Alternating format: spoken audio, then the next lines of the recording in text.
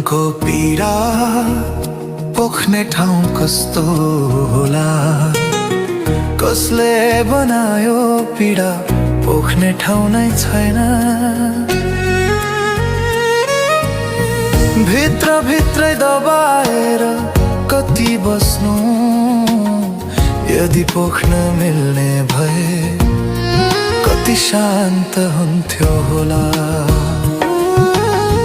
हाँसोको पछाडि लुकाए धेरै कुरा, आँखा भित्रै थामे बग्न नदिएको धारा।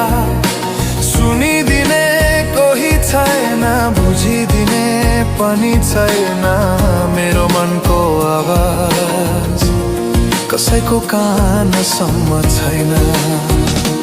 पीडा पोख्ने ठाउँ नै छैन, त्यसैले मन भारी छ।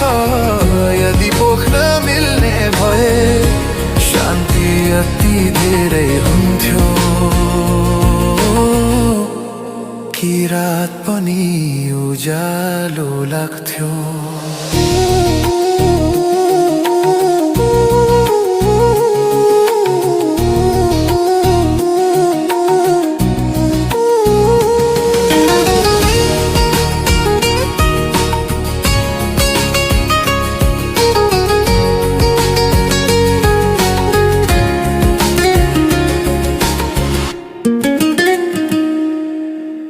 कहिले ममताले चिच्याइदिन्छ, कहिले सम्झनाले पोलिदिन्छ। साथ खोज्दा एक्लो हुन्छु, आफ्नै मन सँग हार्छु। पीडा